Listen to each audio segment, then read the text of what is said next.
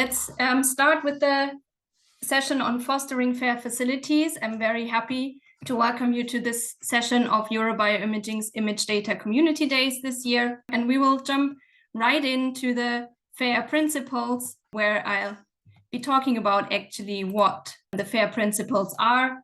And they are, and you heard the acronym in the talks before, and they are a set of principles and guidelines with the ultimate goal to optimize the reuse of scientific data. So meaning, if you look on the picture on the right, the data sets from different researchers are shared and made available so that other researchers or yourself in the future can make use of that data and reanalyze it and recombine it with other data sets to generate new scientific knowledge.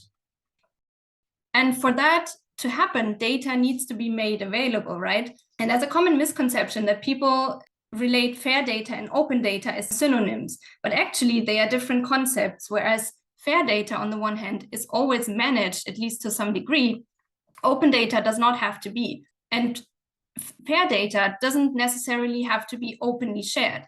You can have access restrictions in place and still follow all of the FAIR principles. Whereas on the other hand, open data that is not managed and it's just like an undocumented data dump on some personal homepage, that's per definition open, but it's not reusable.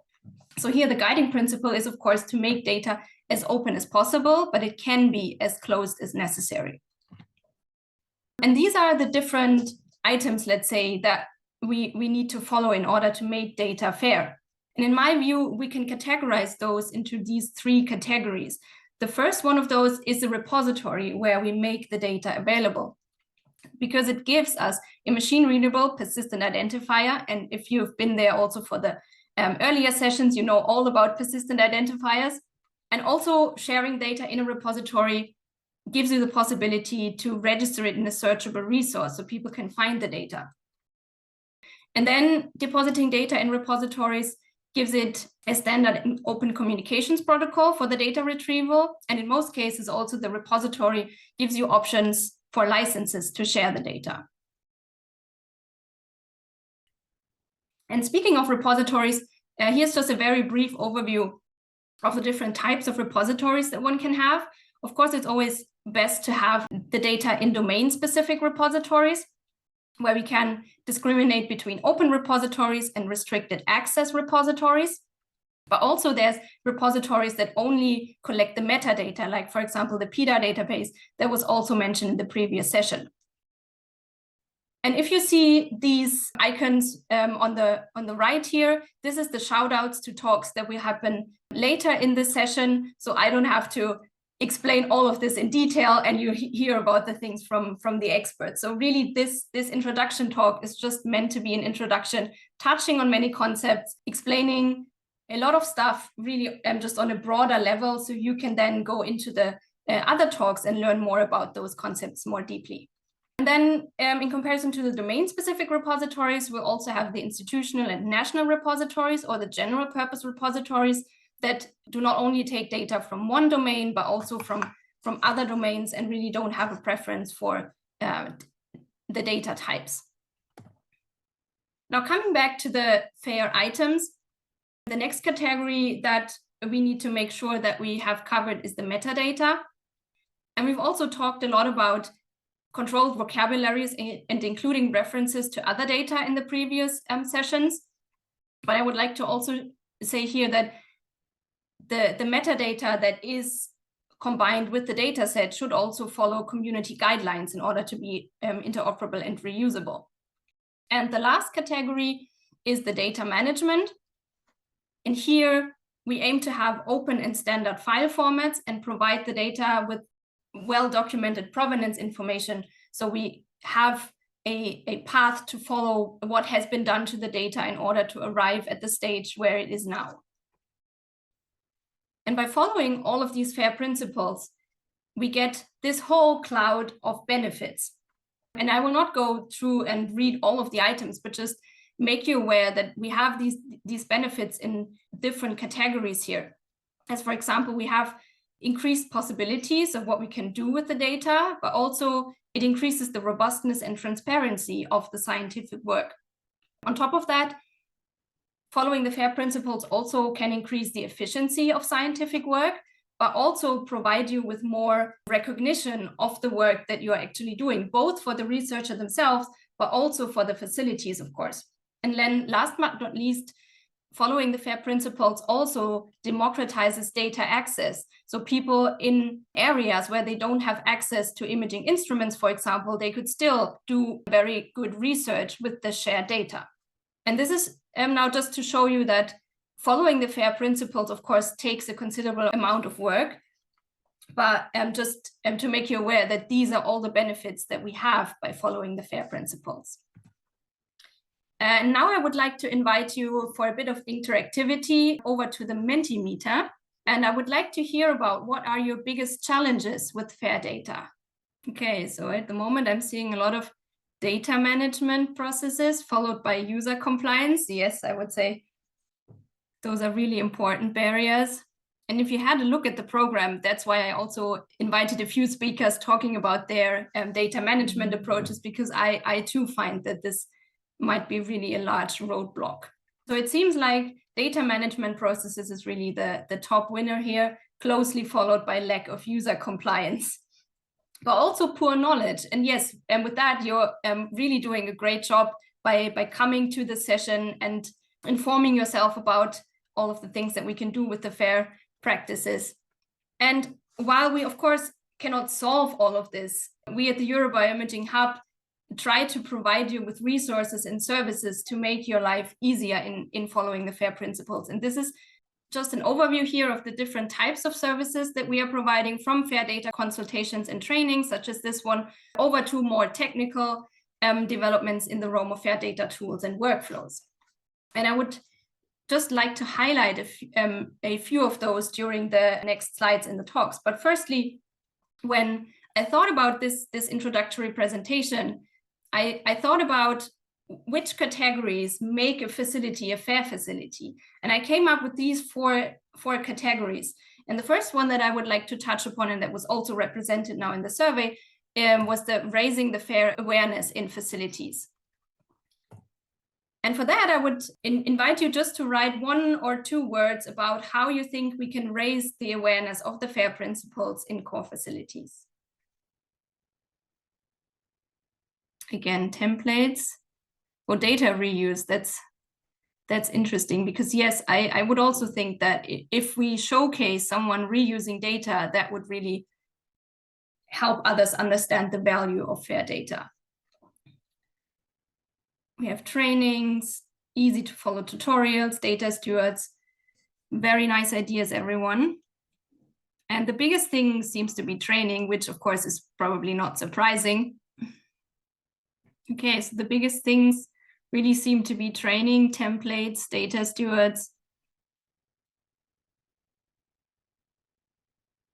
And I'm really happy to report that we will touch on all of those during this session, which is, I guess, also a confirmation that we are all kind of struggling with the same things. So in this slide, I would like you, for those 7 items, to categorize those along those 2 axes. So we can think of raising FAIR awareness along the axis of either raising awareness with the staff or with the users, or along it being a more active learning experience compared to a passive exposure. And I would like to see how you would rate those different FAIR awareness measures on those scales. Because I think from my point of view, it's really important to think about those different target groups when doing FAIR awareness outreach, but also thinking about the different levels of involvement that one has in the training when creating those measures. And we can see the spread. So it's really interesting, especially for the conferences. I was really curious where you would place them, because to me, this entails so much that it could go either direction.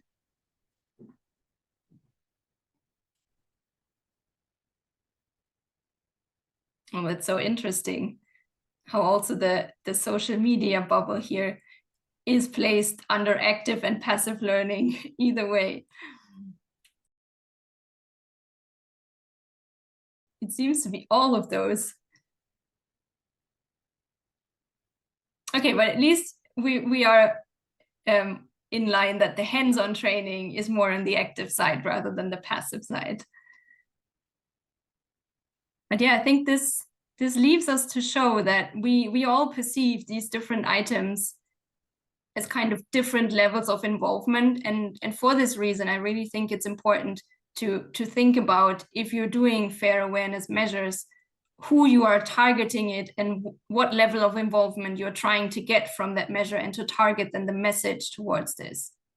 And this is kind of what the same graph that we've seen before, but just with the items of where I would place them. So it's really nice that we now have different views on this. But as I said, I would say as a next tip, I would urge you to raise the fair awareness and to keep those different axes in mind and the different target audiences. And we at the Euro-BioImaging Hub, we really try to help you with this. First of all, with periodic live trainings, such as this event, and making the event recordings also publicly available so they can serve as self-education resources. And for the past events, we had 2 events of the Guide to Fair Bioimage Data already.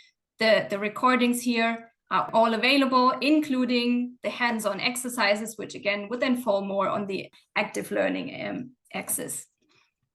But also we are trying to give you other self-education resources and also guidance materials. And I would just like to showcase and highlight 2 of those.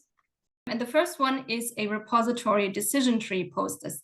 And this is a set of 3 posters that we generated and that would guide users towards the process of finding the correct repository for their data. So they would come with their research question, with their research data in mind, and follow the questions on those posters, and then arrive at the correct repository where they should deposit their data in. And here the thinking behind it is that you would print out those posters and hang them up somewhere in your facility, in the coffee corners, for example. So users would, more on the passive side, be drawn into this topic, and then coming back to the active side of learning, being actively engaged in following the tree and coming back to their repositories of where they should deposit the data. And should they fall onto the Bioimage archive where they should deposit their data, then we have created this FAIR cookbook recipe that showcases the data deposition process hands-on on a real-life dataset example that I was involved in bringing to the Bioimage archive, where you and users can learn about the Bioimage archive deposition process and the considerations that we made for this specific dataset. So I would say the next suggestion here is to provide information and instructions for data depositions to different archives and repositories, so that users are just getting those informations, even though you might not be the ones in the facility actually doing the deposition. And that brings me to the next category of the 4 in FAIR facilities, and that is the specialized staff, because for all of those, you would need specialized staff. And for this, I would like to look here at how core facilities support users. Of course, we have the service-centric approach, where you're giving, first of all, the access to the imaging instruments, but also provide consulting or maybe data analysis service. But then on the other hand, what we've already talked about is teaching and networking and outreach. But also we have the maintenance-centric approach, where you provide research data management and the infrastructure as a whole. Or I would say differently put, when we look at the data lifecycle here on the right, the researchers, they do every step during the research data lifecycle, from image data acquisition to data publication. But the core facilities, you provide all of those items around it to create the data ecosystem. And of course, for this, you need specialized staff. So I know it's easier said than done, way easier, to ensure the presence and retention of data support staff. But it's, I think, really important to consider having those positions. And I'm really happy that in conjunction with me as the FAIR Image Data Steward of Euro-BioImaging Hub, I've invited Arzuv to talk about her job as a data steward at the Institute of Experimental Medicine and how she became a data steward through data stewardship trainings. And on top of that, of course, it's not enough to have the personnel in the facility, but of course you also need to offer continuous training and professional exchange possibilities for those specialized staff. And maybe now a bit on myself, as I said, as the FAIR image data steward of the Euro-BioImaging Hub, I'm involved in one-on-one consultations with users, but also facilities on general FAIR data information, FAIR project planning, data management planning. But what I'd done mostly in the past was consultations around depositing data. And so here's the opportunity also for all of you. If you have a data set and you need assistance for data deposition, please contact me under the FAIR data email address. And if I have capacities to support you in your data deposition process, I can then act as the puzzle piece between you and your data and the respective archives and guide you through the deposition process. And I'd be really happy to hear about your deposition projects. And this is just an example of one of the projects that I have done, where I was presented with a really nice manuscript that included many transcriptomics and proteomics data that were already deposited in different archives, and also the analysis code was already deposited on GitHub. When I was working with them to deposit just the last bit of the imaging data in the bioimage archive to make all of the data that was generated during the preparation of the manuscript is now openly available. And it was really nice that we could make now 20,000 images available in the bioimage archive following the REMBI standard, including 15,000 annotations. And I think this is really a success example here of depositing data and linking data between different domains and making like the complete scientific process available from that manuscript. And now maybe just a bit of outlook. Of course, it doesn't solve the problem of career paths and staff retention in facilities, but I just wanted to make you aware that Global Bioimaging, with its career paths working group, is really trying to build international guidelines for facility staff career paths and retention pathways. And I would really like to invite you to talk to any of the Global Bioimaging members if you're interested in joining that working group as well, because this is free for everyone to join. Okay, now onto the next corner of FAIR facilities, metadata and data management. And of course, from the survey earlier, we know that this is really a large part. And of course, as I said again, in this presentation, I'm not going to solve the data management problems. I'm just giving you a bit of overview and directions where to think about. And then in the next presentations after lunch, you'll hear about some examples from your bioimaging notes. But of course, we can all agree that data annotation matters, especially if we want to reuse the data. And for this, I've here compiled a non-exhaustive list of metadata standards for bioimaging that you can search for your domain-specific metadata standards and try to collect metadata or prompt the users to collect the metadata according to those standards. But on the right side of the screen, I've again posted you here a checklist, a community-developed metadata checklist for image publishing that, again, you can print out and hang out in your facilities, that users would see this and just see for their publications which items they would need to report for their imaging in the publication. And the first, what I want to mention here a bit more in detail is the REMBI, the recommended metadata for biological images, because this is so broad that the community has thought that it can be really used for any imaging modality. And it provides these 8 categories scheme with sub-keywords for which you can collect the metadata for imaging experiments. And you will also hear this later, but this scheme is now also used by the Bioimage Archive, for example, but also other repositories are adopting this REMBI scheme here. And this is just an example of a conference I was recently visiting, the Trends in Microscopy conference, and how they adopted the REMBI framework to collect metadata for the data that was generated live at this conference. And you see here that for some of the REMBI sub-keywords, for example, for the biological entity, they identify that by an ontology term. And if you visited the earlier sessions, you know all about ontologies. But just as a recap here, we have this problem with the names in that we have different words for the same concepts, but also the same words for different concepts. And the goal here is really to make sure that we are speaking the same language, so to say. And the solution to this problem is really the ontologies from which you can then derive the controlled vocabularies to correctly identify the biological entities that you're using in the imaging experiment.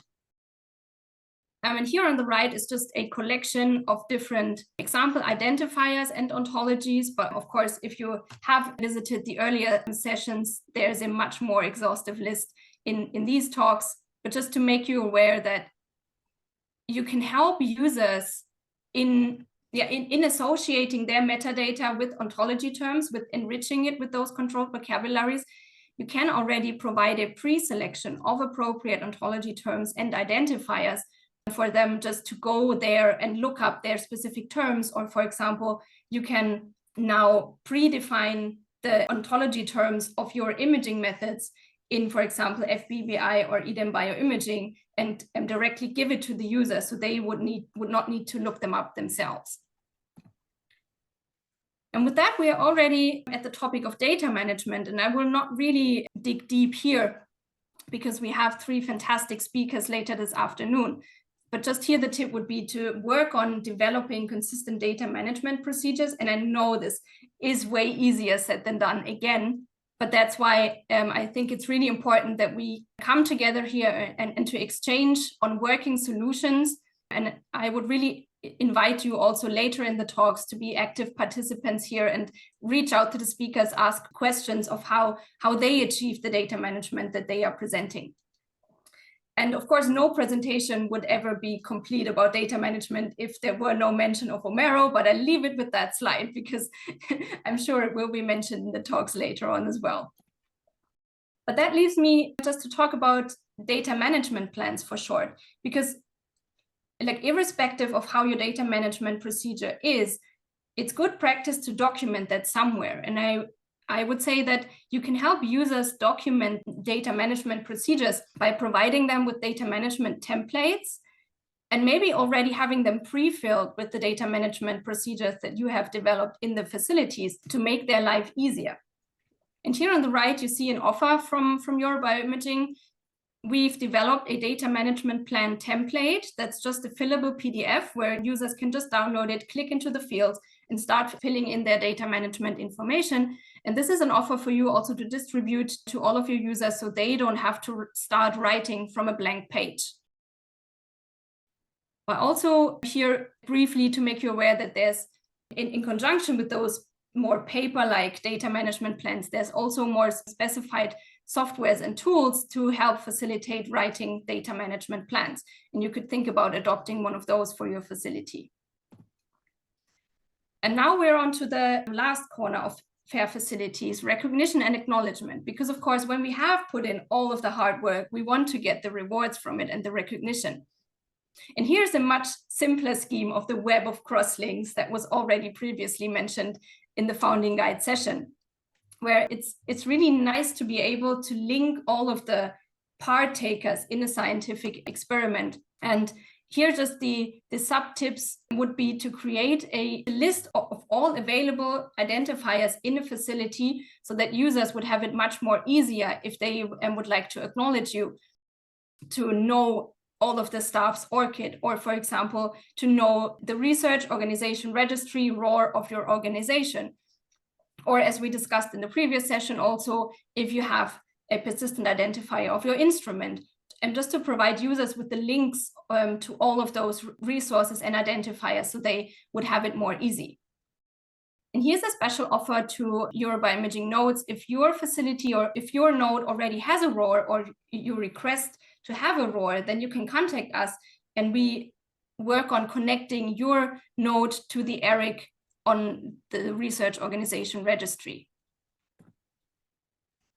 And that makes it then so much easier for users to follow through with the acknowledgement guidelines that you have set for user projects. And again, we'll have a fantastic talk this afternoon about how to go forward and define acknowledgement guidelines. And here, just to make you aware, Euro-BioImaging as a whole also has an acknowledgement procedure that you can find here at the link that you can put forward to your users if they want to know how to acknowledge Euro-BioImaging. And this is just an example of how such an acknowledgement in a data set can look like, because here on the data set, we're having both my colleague Bura and myself as authors of the data set, because Bura worked on converting that data set to OMISAR and I as the data steward. We can now both have the entry in the bioimage archive. We can link it to our ORCID IDs, and with that, have it as a record that we were part of that research project. And yeah, here, just on the last slide, that we should really work on showcasing also nice example data sets of where we have put in all of the hard work and making them fair and putting it forward over multiple channels, not only the publication itself, but really making it more available also outside, that we have put in the hard work of making this data set really nice and fair. And again, for Euro-BioImaging nodes, we are happy to showcase your best practice fair data sets on our Euro-BioImaging website. So if you have any really nice data sets that you have deposited or the users have deposited in repositories, we can write a news article about it and therefore boost the outreach on those examples and also increase then the citations and the credibility of those studies. So in summary, I'll leave you here with all of the checklist items, or more food for thought, but really in these 4 categories of fair facilities, what I could come up with, what make the facility procedures more resulting in more fair user projects.